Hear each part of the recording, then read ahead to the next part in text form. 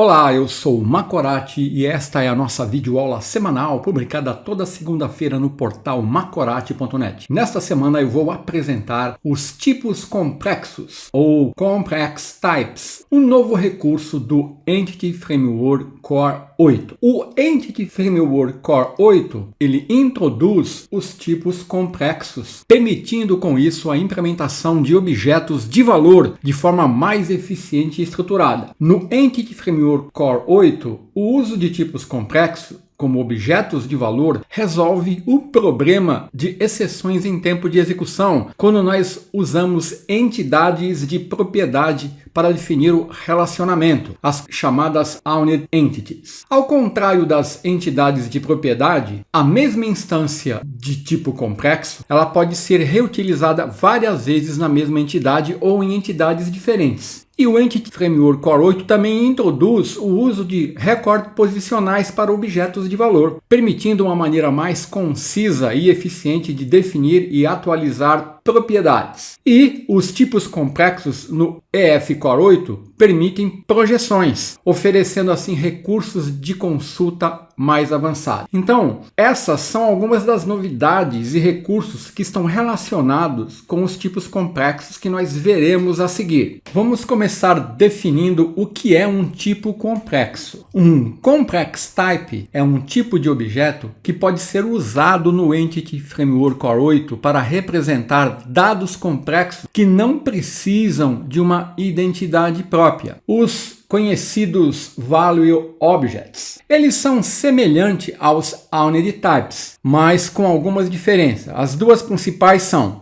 os Complex Types, eles não têm uma identidade própria, então eles não podem ser usados como chaves primárias ou secundárias em tabelas de banco de dados. E eles também não são rastreados pelo contexto do Entity Framework Core. Assim, as alterações feitas em um Complex Type não são detectadas automaticamente pelo Entity Framework Core. E eles podem ser usados para representar objetos complexos como endereços, pessoas, produtos, ordens de compra e assim por diante. Então você já deve ter percebido que o conceito de Complex Type está relacionado com o conceito de Value Object, que por sua vez está diretamente relacionado ao Domain Driven Design, o DDD. E os Value Objects, eles são usados no DDD para representar conceitos do domínio do negócio, como cores, tamanhos, preços, etc. Então, um Value Object, ou objeto de valor, é um tipo de objeto que representa um valor sem possuir uma identidade própria. Então, ele é definido apenas pelos seus atributos e não possui uma identificação única, ou seja, um ID, como as entidades. Assim, os Value Objects, eles são frequentemente usados para modelar conceitos imutáveis e sem vida própria, como números complexos, intervalos de tempos, coordenadas geográficas, entre outros. Eu vou destacar a seguir as principais características dos Value Objects. Eles não têm identidade própria, então eles não podem ser usados como chaves primárias ou secundárias nas tabelas. Eles são imutáveis, ou seja, seus valores não podem ser alterados após a sua criação, e eles são comparáveis, ou seja, eles podem ser comparados com outros value objetos para determinar se são iguais ou diferentes. Então agora eu vou apresentar um cenário onde nós podemos ter um Value Object, é onde nós podemos usar um Complex Type. Eu vou abrir aqui um projeto, console, que foi criado, e aqui nesse projeto ele é bem simples, olha. Eu tenho aqui uma classe Program com o código, eu tenho aqui uma pasta Entity com duas entidades e eu tenho aqui um arquivo de contexto. Então esse código aqui eu vou usar como exemplo aqui. O que eu queria destacar aqui é o cenário onde nós vamos aplicar e utilizar os Complex Type. Eu posso ter uma classe cliente e essa classe ela possui um identificador único, porque cada cliente precisa ser identificado de forma única. Então, para representar um cliente, eu crio uma classe e eu digo que essa classe ela é uma entidade e possui um identificador único. Então, cada cliente vai ter o seu ID. Observe que nessa classe cliente eu tenho 3 propriedades, o ID, o nome e o endereço. O endereço representa o endereço do cliente, ó, e ele está sendo definido como um tipo endereço, que está representado nessa classe. Esta classe, que representa o endereço, ela não possui o identificador único, porque isso é feito pelas suas próprias propriedades, pelos seus atributos, visto que não faz sentido existir um endereço sem existir um cliente,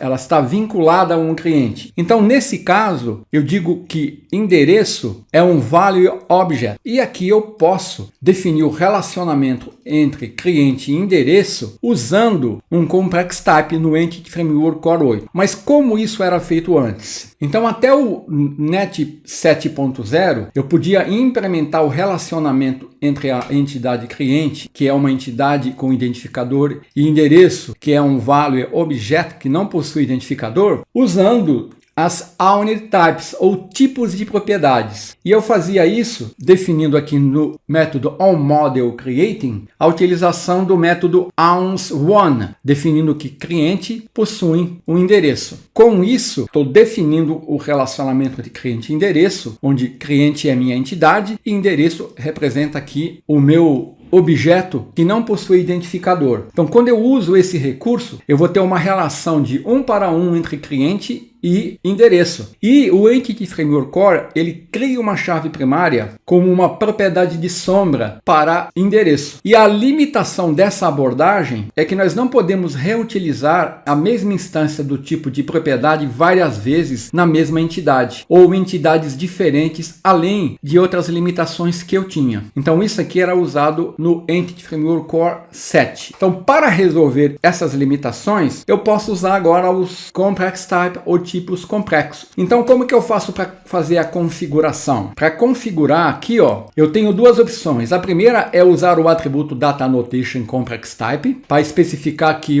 um tipo de referência, um tipo de valor deve ser tratado como um tipo complexo e marcar as propriedades de navegação como obrigatória, usando aqui o required. Então, aqui, ó, eu poderia fazer assim. Aqui em endereço, eu definiria o atributo Complex Type. Eu estou usando aqui o Entity Framework Core 8, né? E aqui em cliente, eu definiria aqui como required. Essa seria uma forma. A outra forma, e a forma que eu vou utilizar, é usar a Fluent API e definir a configuração Complex Property com o método isRequired no método onModelCreate, para especificar um tipo de referência, um tipo de valor que deve ser tratado como um tipo complexo. Então aqui, olha, retornando, eu vou retornar aqui que eu não vou usar essa abordagem, né? Eu vou aqui na classe de contexto, ó, aqui eu estou configurando a string de conexão com o banco de dados SQL Server, estou logando aqui, ó, no console para mim ver as consultas geradas pelo Entity Framework Core e estou definindo aqui, ó, o relacionamento. Agora eu vou usar a Complex Property e aqui, ó, eu vou definir que isso é obrigatório, is required. Pronto. Com isso, eu estou definindo o relacionamento entre cliente e endereço usando os tipos complexos no Entity Framework Core 8. Então aqui, ó, eu vou remover esse migrations aqui que eu estava testando e eu agora, ó, vou salvar o que eu fiz aqui e vou aplicar o migration, que abrir um terminal. E vou usar a ferramenta .NET-EF Migrations Edge. Vou chamar de inicial. O migration vai ser aplicado aqui na configuração usando os complex type. E olha aqui, ó, ele criou a pasta migrations. Vamos analisar aqui, ó, o que ele criou. Observe que nós teremos a criação aqui, ó, da tabela clientes, aonde eu vou ter, ó, as colunas cliente ID, o nome. E para endereço, olha, são criadas as respectivas colunas que foram definidas através das propriedades CEP local, cidade e estado. Endereço CEP, endereço cidade, endereço underline estado, endereço underline local. Então, quando eu criar um cliente e atribuir um endereço, ele vai persistir no banco de dados numa única consulta usando uma única tabela, onde ele define a chave primária como a chave da entidade clientes, que é o cliente ID.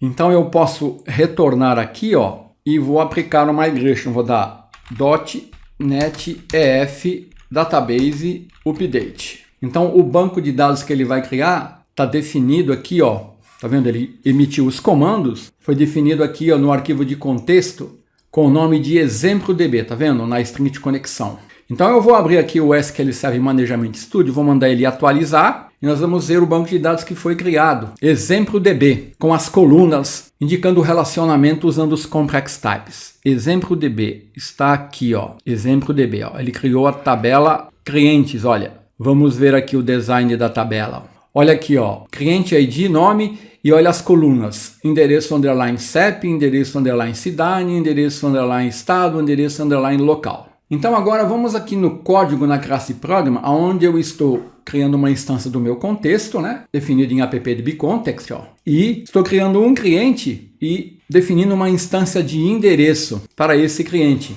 Estou incluindo no contexto, dando um save changes. Vamos executar e vamos ver a consulta que vai ser gerada pelo Entity Framework Core. Eu vou executar e nós vamos ver a consulta gerada aqui, ó. Olha aqui, ó. Você está vendo a consulta gerada? Note que a instrução insert_into está incluindo o cliente e o endereço, ó, em uma única consulta, na mesma tabela. E note as colunas mapeadas, endereço CEP, endereço cidade, endereço estado. Então, se eu retornar aqui para o meu banco de dados, eu vou mandar ele exibir os dados aqui, ó. Eu vou ter as informações persistidas lá. Maria, o CEP, a cidade, o estado e a rua. Então, eu vou parar aqui e agora eu vou mostrar um exemplo onde nós vamos criar uma instância de cliente e atribuir a mesma instância de endereço. Então, eu vou fazer assim, ó. Eu vou extrair desse endereço aqui, ó, e vou criar um endereço, vou atribuir aqui, ó, criando dois clientes, cliente 1, cliente 2, e a seguir, ó, vou incluir os dois clientes no contexto, dar um save changes. Então, quando eu executar esse código, nós deveremos ter ambos os clientes incluídos na mesma consulta. Então, eu vou executar, nós vamos ver a consulta gerada no console, olha aqui, ó.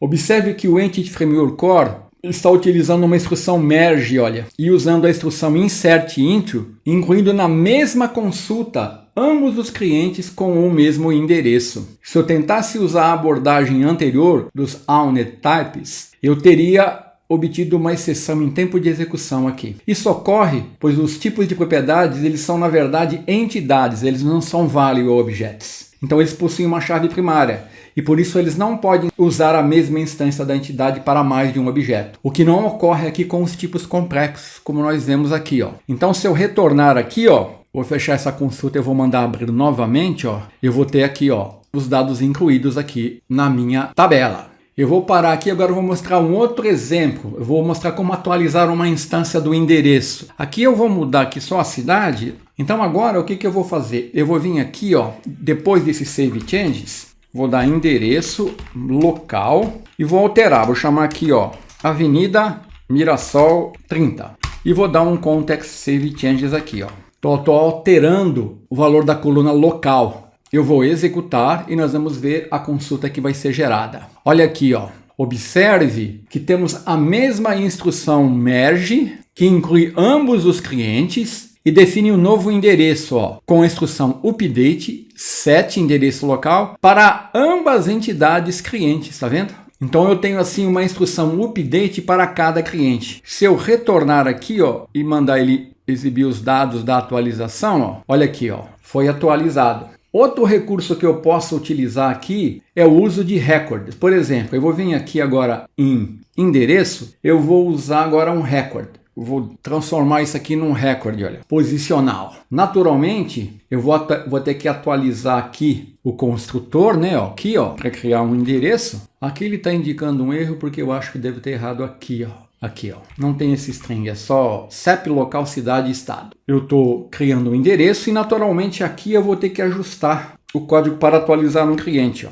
Então se eu colocar aqui, ó, Minas Gerais, vou colocar aqui, ó, Betim. Então se eu executar, eu vou ter o mesmo resultado, idêntico. Então eu vou mostrar aqui que isso está funcionando, né? Vamos ver aqui os dados, olha aqui, ó, Minas Gerais, né? E para concluir, eu vou mostrar agora que nós podemos realizar projeções usando os tipos complexos. Por exemplo, vamos localizar aqui, ó, vou comentar esse código aqui, ó, só vou trabalhar com a instância do contexto, né?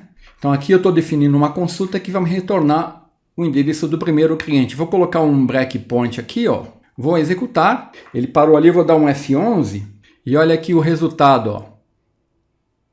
Ele está obtendo o endereço do primeiro cliente. uma outra consulta, eu vou obter vou comentar essa aqui, vou obter agora os clientes cujo endereço estão no estado de São Paulo. Vou colocar um breakpoint aqui, ó. Vou mandar ele executar. Então aqui eu tenho a consulta, olha aqui, ó. From clientes, where endereço São Paulo, tá vendo? Uma consulta bem simples.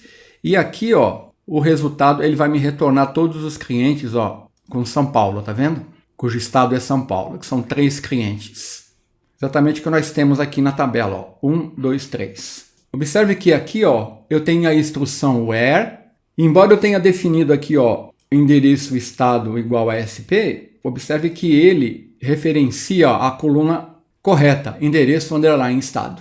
Então, com isso, nós vimos aqui os complex types e, para concluir, nós vamos destacar as principais diferenças entre o complex type no Entity Framework Core 8 e os Unit types, que era usado anteriormente. Então, uma instância de um tipo complexo, ela pode ser reutilizada na mesma entidade ou em outra entidade, como nós mostramos. Um tipo complexo não tem identidade, sendo considerado um value object. Então, eu posso usá-lo em mais de uma instância por causa disso. Um tipo complexo, ele não é rastreado pelo Entity Framework Core, então com isso as consultas têm um bom desempenho. Já uma entidade própria, o Unit Type, ela pode ser salva em outra tabela. Os Complex Types não podem ser salvos em outra tabela. E uma entidade própria, o Unit Type, ela é considerada uma Entity, não um Value Object, porque o Entity Framework Core cria uma chave primária como uma sombra quando ele define o relacionamento. Então, com isso, nós vimos que os Complex Types eles são uma nova funcionalidade que fornece uma maneira eficiente de representar dados complexos relacionados com entidades que não possuem identificação ou value object e podem ser usados para simplificar o nosso código e melhorar o desempenho das nossas aplicações.